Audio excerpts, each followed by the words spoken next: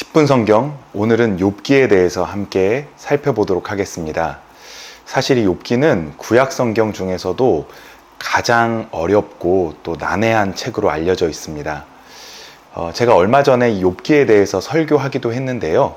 오늘 이 10분 성경을 통해서 제가 욥기에 대해서 설명드리는 내용을 한번 들어보시고 또 지난번 설교도 참고하시면 욥기를 읽는데 도움이 되실 것입니다. 그럼 오늘도 욥기를 이해하는 데 있어서 알아야 할 5가지 내용을 중심으로 욥기의 내용을 설명드리도록 하겠습니다. 첫 번째로는 욥기의 구성과 내용을 살펴보도록 하겠습니다. 욥기 1장 1절을 보면 우스 땅에 욥이라 불리는 사람이 있었는데 그 사람은 온전하고 정직하여 하나님을 경외하며 악에서 떠난 자더라 라고 기록이 되어 있습니다. 성경에서 어떤 인물을 이 정도까지 칭찬하는 것은 굉장히 이례적입니다. 그만큼 이 욥이라는 인물은 하나님 앞에서 의롭고 또 온전한 사람이었다는 뜻입니다. 그런데 그렇게 하나님 앞에 의롭고 온전한 삶을 살았던 욥에게 시련이 찾아오게 됩니다. 한순간에 가지고 있었던 재산과 또 자녀들을 모두 잃고 심지어 건강까지 잃어버리게 되죠. 크게 보면 욥기는 욥의 시련으로 시작해서 욥의 회복으로 끝나는 이야기입니다. 그리고 이 시련과 회복 사이에 세 친구와 욥의 논쟁이 나옵니다. 세 친구의 이름은 엘리바스, 빌닷, 소발인데 엘리바스와 빌닷과는 각각 3번씩, 소발과는 2번 논쟁을 벌입니다. 이 3명은 단순한 동네 친구들이 아니라 당대 최고의 지혜자들이었습니다. 욥이 고난당하는 모습을 보고 이 세 친구들은 자신의 지혜를 동원해 욥이 고난당하는 이유를 설명하려고 합니다. 세 친구들은 다양한 관점에서 욥의 고난을 해석하지만 결국 세 친구가 말하는 것은 인과응보입니다.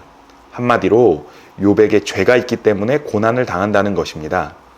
이러한 인과응보 사상은 고대에 넓게 퍼져 있었던 사상이고 또 심지어 성경에도 나오는 사상입니다. 성경을 보면 하나님의 율법을 잘 지키면 복을 받고 하나님의 율법을 지키지 않으면 저주와 벌을 받게 된다는 일종의 인과응보 사상이 유유히 흐르고 있습니다. 하지만 욥은 이 세 친구의 진단을 단호하게 거부합니다. 욥은 자신에게 죄가 없다고 하나님과 또 세 친구 앞에 하소연합니다. 실제로 이 욥이 죄가 있어서 고난을 당했던 것은 아닙니다. 이렇게 욥의 하소연과 탄식이 나오다가 욥과 세 친구의 논쟁이 끝나면 32장부터 엘리후라는 인물이 나와서 말을 하고 그 엘리후의 말을 이어 38장부터 드디어 여호와 하나님이 욥에게 나타나 말씀하십니다. 이로 인해 욥은 자신의 오해를 깨닫게 되고 결국 하나님께서 욥을 회복시켜 주신다는 것이 욥기의 전체 내용입니다. 두 번째로 우리가 생각해 봐야 할 것은 욥과 이 세 친구의 논쟁을 우리가 어떻게 해석해야 할 것인가 하는 것입니다. 사실 이 욥기에는 욥과 세 친구의 논쟁의 분량이 3분의 2가 넘거든요. 그래서 욥과 이 세 친구의 논쟁을 어떻게 해석하느냐가 욥기를 읽는데 가장 핵심적인 것입니다. 엘리바스, 빌닷, 소발 이 세 친구가 욥을 찾아와서 욥이 고난을 당하는 이유에 대해서 설명을 하고 있는데요. 이 세 친구의 말을 읽어보면 세 친구의 말이 다 그럴듯합니다. 그리고 이 세 친구의 말은 우리에게 굉장히 익숙합니다.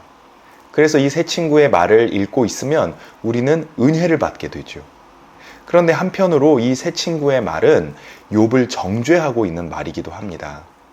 그래서 뭔가 이 세 친구의 말을 읽다가 은혜를 받는 것이 꺼림직하게 느껴지기도 하는데요. 우리가 여기서 기억해야 할 것은 신약 성경에서 이 세 친구의 말을 인용하고 있는 부분이 있다는 것입니다. 깊도다 하나님의 지혜와 지식의 풍성함이여 그의 판단은 헤아리지 못할 것이며 그의 길은 찾지 못할 것이로다 라는 로마서 11장 33절 말씀은 내가 하나님의 오묘함을 어찌 능히 측량하며 전능자를 어찌 능히 완전히 알겠느냐라는 소발의 말을 인용하고 있는 것입니다.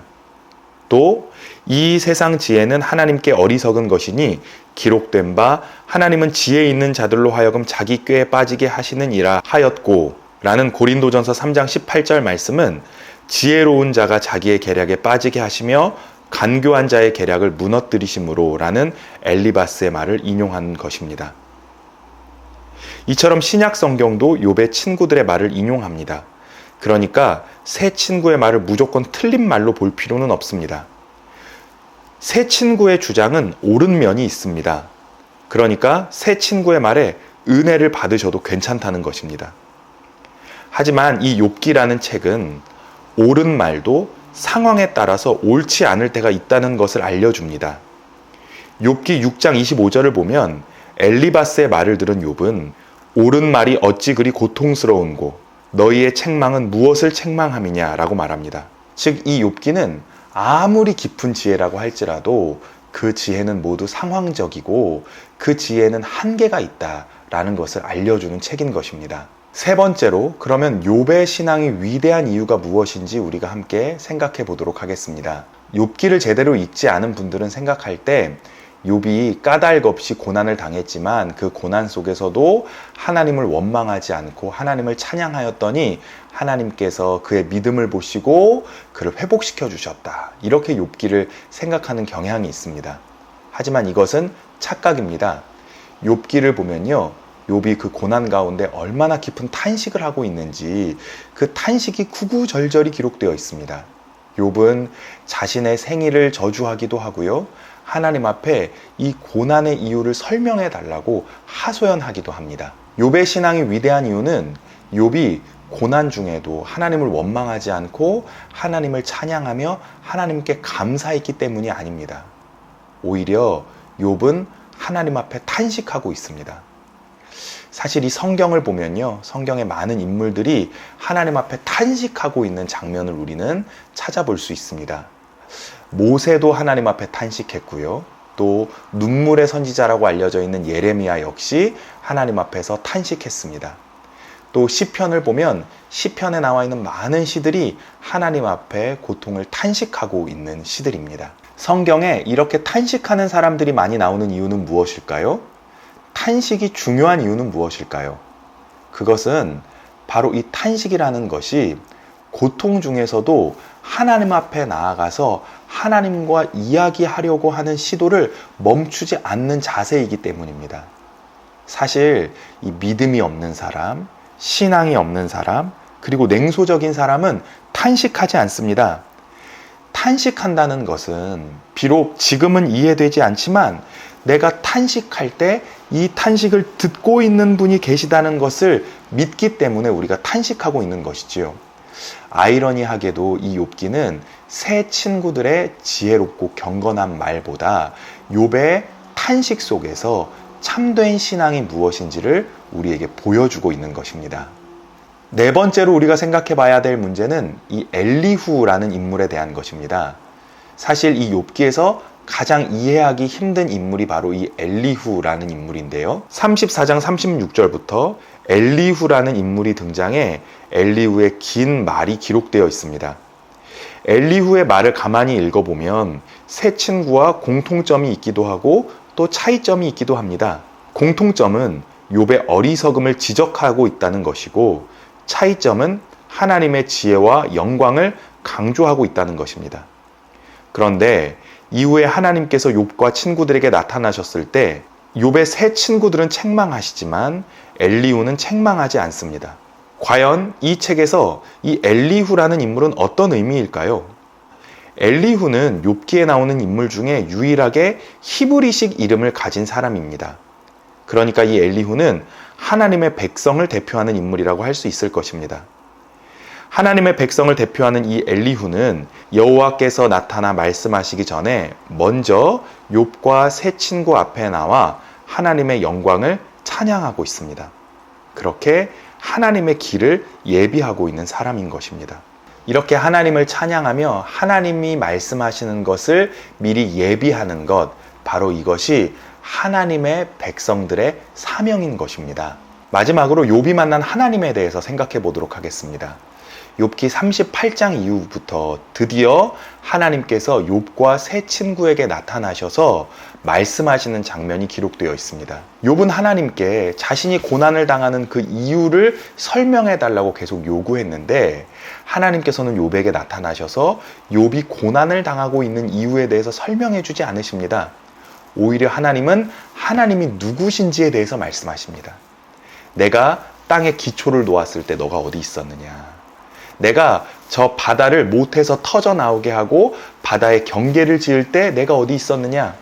내가 저 우박 창고에서 우박을 내릴 때, 내가 비 곡간에서 비를 내리게 할 때 너는 어디 있었느냐? 하나님께서 질문하시지요.